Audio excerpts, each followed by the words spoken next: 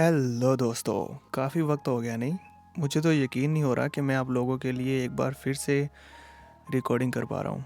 खैर, इन बीते दिनों में मेरे साथ इतना कुछ हुआ है कि अगर मैं आप लोगों को बताऊं तो इस पे एक पूरी सेपरेट वीडियो बन जाएगी, वो भी आधे घंटे से ज़्यादा की। तो समझ नहीं आ रहा क्या करूं। अगर आप लोग मेरी लाइफ स्टोरी के बारे में जानना चाहते हैं तो मुझे कमेंट्स में बताएं, मैं उसके बारे में एक पूरी सेपरेट वीडियो बना दूंगा। पर अभी के लिए मैं और ज़्यादा डिले ना करते हुए जल्दी से वीडियो को स्टार्ट करता हूँ। इस एपिसोड की स्टार्टिंग भी होती है बिल्कुल उसी सीन से जहाँ पर heavenly formation king Luo Fang की टीम से अपनी जान को बचाकर भागने की कोशिश कर रहा होता है, पर heavy arrow king, water king और सोल फोर्ज किंग अपने बेहतरीन टीम वर्क से उन्हें रोकने में कामयाब हो पा रहे थे। और आखिरकार ये लोग अपने इसी बेहतरीन टीम वर्क के चलते हेवनली फॉर्मेशन किंग और उसके सभी साथियों को वाटर किंग के सबसे ज्यादा पावरफुल यानी कि उनके सिग्नेचर मूव कास्टिंग ओशन में ट्रैप करने में कामयाब हो जाते हैं, जिसके चलते अब हेवनली फॉर्मेशन किंग और उसके सभी साथियों की मूवमेंट बहुत ही ज्यादा स्लो हो चुकी थी। इससे पहले कि वो लोग कुछ कर पाते, लुओ फैंग की पूरी टीम एक बार फिर से हेवनली फॉर्मेशन किंग के ऊपर अटैक करने के लिए आगे बढ़ रही होती है। इससे पहले कि इनका वो अटैक उनके साथ टकरा पाता, हेवनली फॉर्मेशन किंग अपने एक बहुत ही ज्यादा खतरनाक वेपन को निकालते हुए कहता है, डैम इट, अब मुझे पहले इस वाटर किंग से पीछा छुड़ाने के लिए अपने ट्रम्प कार्ड का यूज करना होगा।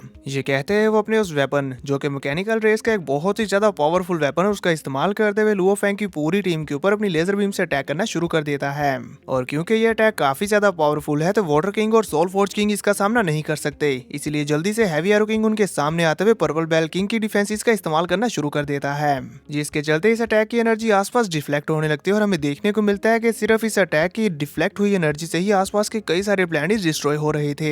हैवी एरो किंग को अपने इतने ज्यादा पावरफुल अटैक को रोकते हुए देखकर हेवनली फॉर्मेशन किंग काफी हैरान हो गए थे, पर इसी मौके का फायदा उठाते हुए वो जल्दी से अपने टीम मेंबर्स को वाटर किंग के आइस थ्रेड नेट से फ्री करवाने में कामयाब हो जाता है। और इसी के साथ हेवनली फॉर्मेशन किंग के सभी टीम मेंबर्स फ्री होते साथ ही फौरन से मिलकर लुओ फैंग की टीम के ऊपर अटैक करने के लिए आगे बढ़ चुके थे, पर इससे पहले कि इन पर हमला कर पाते, हैवी एरो किंग अपनी पर्पल बेल को रेडी करते हुए कहता है, चलो अब मैं तुम्हें दिखाता हूँ कि पर्पल बेल सिर्फ डिफेंस के लिए नहीं है, अब इसकी ट्रू पावर्स का मजा चखो। ये कहते साथ ही वो अपने हाथों में बहुत ज्यादा एनर्जी को इकट्ठा करते हुए पर्पल बेल के ऊपर एक जोरदार पंच मारते हैं और अपने इस अटैक का नेम बताते हैं demon tornado divine fire bell. इसी के साथ हमें देखने को मिलता है कि उनका ये अटैक इतना ज्यादा पावरफुल होता है कि हेवनली फॉर्मेशन किंग के टीममेट्स इसकी चपेट में आते साथ ही पूरी तरह से वैनिश हो गए थे। ये देखकर तो हेवनली फॉर्मेशन किंग को खुद भी अपनी आंखों के ऊपर यकीन नहीं हो रहा होता, पर इतने में ही वो खुद भी इस अटैक की चपेट में आ गए थे और उनका वो मैकेनिकल रेस का पावरफुल वेपन भी इस फायर के सामने नहीं टिक पाता। इससे बचने के लिए हेवनली फॉर्मेशन किंग भी अपनी डिफेंसेस का पूरा इस्तेमाल करते हैं, लेकिन इसके बावजूद भी उनकी बॉडी डिस्ट्रॉय होना शुरू हो चुकी थी। तो वो कहते हैं, ये तो बिल्कुल ऐसे है जैसे स्नो बॉइलिंग वाटर के साथ मिल रही हो, बिल्कुल ही डिफेंसलेस। और अब तो मेरी भी सिर्फ 33% डिवाइन बॉडी बाकी बची है।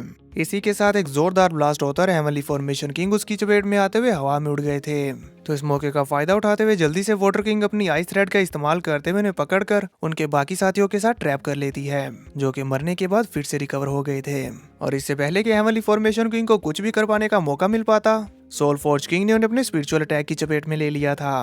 पर इस दौरान वो बड़ी ही चालाकी से यूनिवर्स में एक मैसेज भेजने में कामयाब रहे, जिसमें वो कहते हैं कि मुझ पर एक फॉरेन रेस की टीम ने अटैक किया है जिनके पास हैवी ट्रेजर्स हैं, जल्दी आओ, मुझे बचाओ। और फिर हमें दिखाया जाता है कि उनका यह मैसेज तेजी से फैल गया था कि इतने में ही उसके सामने अपीयर होता है फैंग, जिसे देखते साथ ही हेवनली फॉर्मेशन किंग कहता है, ब्लेड रिवर किंग, तो ये सब कुछ तुम्हारा किया हुआ है। इस पर फैंग बिना उसकी किसी भी बात का आंसर किए हुए बस इतना कहता है, हेवनली फॉर्मेशन किंग। और इसी के साथ फैंग ने अपनी स्पिरिचुअल पावर्स का इस्तेमाल करते हुए उसके और अपनी स्पिरिचुअल सील लगाना शुरू कर दिया था, यानी कि फैंग हेवनली फॉर्मेशन किंग को स्लेव बनाने लग जाता है, जिसका एहसास फौरन ही हेवनली फॉर्मेशन किंग को हो गया था और वो कहता है, इसके बारे में सोचना भी मत। पर अब क्योंकि हेवनली फॉर्मेशन किंग अपनी वीक स्टेट में है तो वो फैंग के सामने रेजिस्ट नहीं कर पाता और अपने घुटने टेक देता है और झुकते हुए मास्टर कहते हुए पुकारता है। उसके पीछे पीछे उसके सारे टीम मेंबर्स भी फौरन से फैंग के सामने झुकते हुए उसे ग्रीट करते हैं। ये सब हो ही रहा होता है कि तभी वहां पर बड़ी तादाद में पावरफुल वॉरियर्स टेलीपोर्ट होकर अपीयर होना शुरू हो जाते हैं, जिन्हें फैंग ने नोटिस कर लिया था और वो उनके वहां पर अपीयर होने से पहले ही कहीं छुप गया था।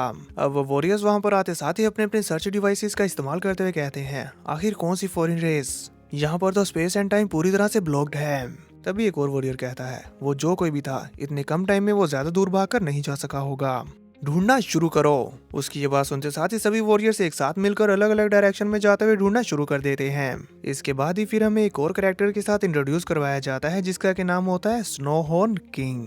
जो यहाँ पर मौजूद सभी वॉरियर्स में से सबसे ज्यादा पावरफुल है। उसे यहाँ पर अपने सर्च डिवाइस पर किसी की लोकेशन मिल चुकी थी, इसलिए वो टेलीकम्युनिकेशन के थ्रू यहाँ पर मुझे सभी वॉरियर्स से कहता है मुझे डीमन सिग्नल्स डिटेक्ट हुए हैं। उसकी ये बात सुनते साथ ही सभी वॉरियर्स उसके पीछे आकर खड़े हो गए थे और वो फौरन से अपना एक एनर्जी बीम अटैक अपने सामने मौजूद चट्टान के ऊपर दे मारता है, जहाँ पर फैंग और उसकी टीम छुपी हुई थी। अब अपनी लोकेशन एक्सपोज हो जाने पर लुओ फैंग भी अपनी स्पिरिचुअल पावर का इस्तेमाल करते हुए उसके इस एनर्जी बीम अटैक को रोक देता है। इन दोनों के इस अटैक के टकराव का प्रेशर इतना ज्यादा होता है कि पीछे मौजूद सभी वॉरियर्स काफी घबरा गए थे और वो कहते हैं सो स्ट्रॉन्ग, ये तो लिमिट किंग है। वहीं इधर फैंग हेवनली फॉर्मेशन किंग और सोल फोर्ज किंग के साथ इनके सामने अपीयर होते हुए कहता है तुमने अपने अलाय पर अटैक करने की जुर्रत की। फैंग की अपीयरेंस को देखते साथ ही वहां पर मौजूद वॉरियर्स में से कुछ लोग कहते हैं ये तो ब्लेड रिवर किंग है, तो दूसरा कहता है हेवनली फॉर्मेशन किंग भी उनके साथ है। फैंग उन सभी लोगों के सामने आने के बाद अपने फेस से आर्मर हटाते हुए कहता है मैंने हेवनली फॉर्मेशन किंग को बचाने के लिए अपनी जान दांव पर लगा दी और तुम लोग हो के हमारे साथी होने के बावजूद भी हम पर अटैक कर रहे हो। जिस पर एक वॉरियर घबराते हुए कहती है हमसे गलती हो गई, हमें नहीं पता था कि ब्लेड रिवर किंग आप यहाँ पर पहले आ चुके हैं। जिस पर दूसरा वॉरियर उसका साथ देते हुए कहता है जी हमसे गलती हो गई, हमें लगा कि फॉरेन रेस वहाँ पर छुपी हुई है। अब क्योंकि स्काई फॉर्मेशन किंग बिल्कुल ठीक है तो हम यहाँ से चलते हैं। ये सुनकर फैंग वहाँ से पीछे की तरफ पलटते हुए जाना शुरू कर देता है और अपने team member soul forge king से कहता है कि स्पेस लॉक सील को हटा दो। पर तभी फैंग के पीछे से स्नो हॉर्न किंग उसे आवाज देते हुए कहता है रुको एवरीवन, मैंने अभी अभी मिलिट्री सिस्टम में इंक्वायरी मैसेज सेंड किया और पता है मुझे क्या मालूम हुआ। उसकी ये बात सुनकर सभी लोग सोच में पड़ जाते हैं और ये जानने के लिए बेकरार थे कि आखिर वो क्या बात है।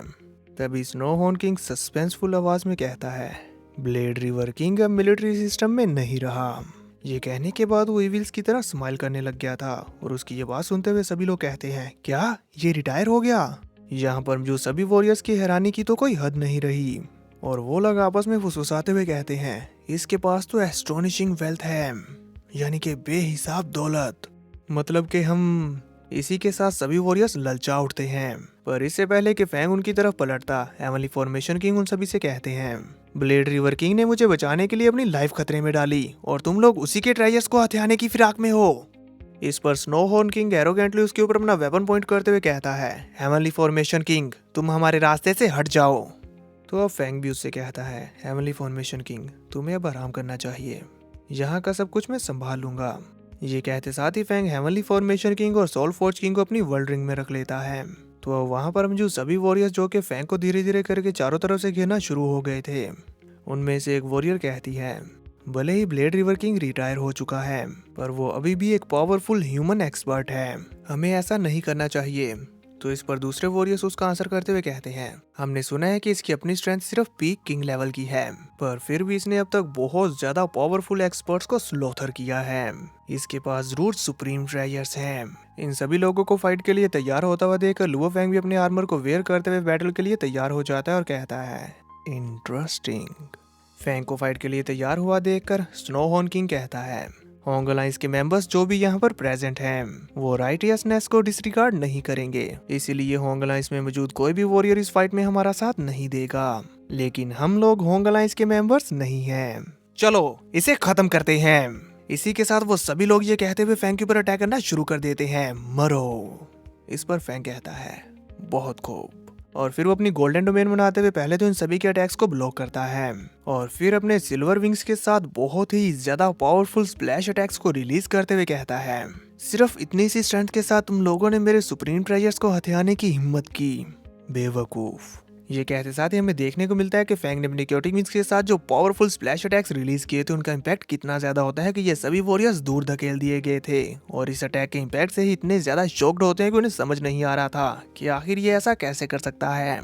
उनमें से बहुत से लोगों की तो सिर्फ इसी अटैक से ही हालत खराब हो चुकी थी, पर इतना कम नहीं था कि फैंग ने अपनी पावर्स का और ऑरा का इस्तेमाल करते हुए वहां का टाइम बिल्कुल स्लो कर दिया था और वो सभी लोग मानो जैसे ग्रेविटी में उड़ रहे हों। अब इसके बाद फिर फैंग अपनी 9 लाइटनिंग स्वॉर्ड को पकड़े हुए धीरे धीरे करके आगे की तरफ बढ़ना शुरू करता है और उसकी ये आइकॉनिक वॉक, आहा, उसको इस तरह से आगे बढ़ता हुआ देखकर कुछ वॉरियर्स फैंग के ऊपर अटैक करना शुरू कर देते हैं, जिन्हें फैंग सिर्फ अपने देखने भर से ही स्पिरिचुअल अटैक का इस्तेमाल करते हुए डिस्ट्रॉय करते जा रहा था।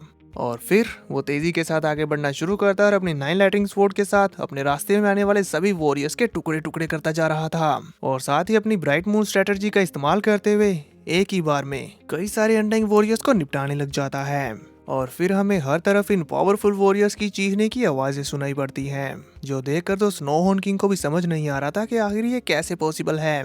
फैंग के मून ब्लेड की एनर्जी इतनी ज्यादा पावरफुल थी कि वो स्नोहॉर्न किंग को भी मारने वाली थी, पर स्नोहॉर्न किंग अपने वेपन का साइज बढ़ाते हुए उसकी एक स्ट्राइक कर इस हमले से बच पाता है। इस वक्त तो वो भी घबरा चुका था और जैसे वो फैंग को अपनी तरफ बढ़ता हुआ देखता है तो वो पागलों की तरह कहता है, तुम मुझे मारना चाहते हो, सपने देखो।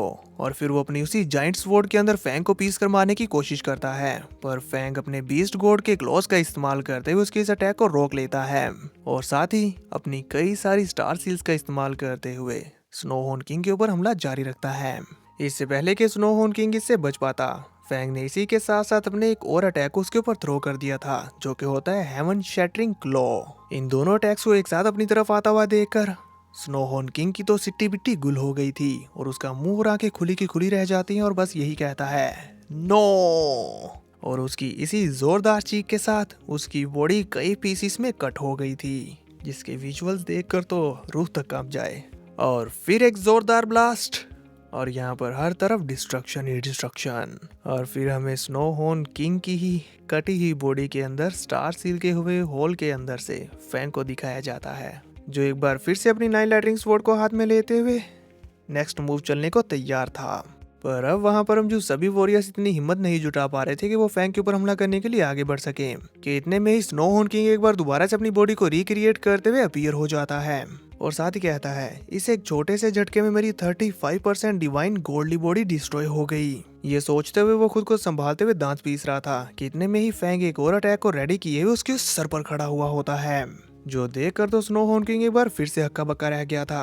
पर फैंग उसके ऊपर अपने इस अटैक को रिलीज करते हुए कहता है, मरो। इससे पहले कि फैंग का यह अटैक स्नोहॉर्न किंग के साथ हिट हो पाता, तभी फैंग को अपने पीछे से एक आवाज सुनाई देती है, ब्लेड रिवर किंग।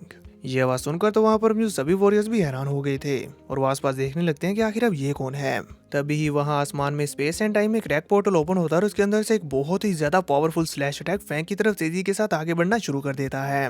फैंग अपनी तरफ आ रहे इस अटैक के मिली सेकेंड्स में ही सोचते हुए कहता है, सो फास्ट, मेरे क्योटिक गोल्डन विंग्स इस स्वॉर्ड स्लैश के सामने नहीं टिक पाएंगे। इसीलिए फैंग कोई और चारा ना पाते हुए फौरन से अपनी स्टार सील्स का इस्तेमाल करते हुए अपनी बीस्ट गॉड की अंडरस्टैंडिंग का इस्तेमाल करते हुए उसकी टेल से एक विप अटैक का इस्तेमाल करता है, जिसके चलते स्टार सील्स एक बहुत ही ज्यादा तेज स्पीड के साथ उस स्प्लैश स्वॉर्ड के साथ टकराती हैं।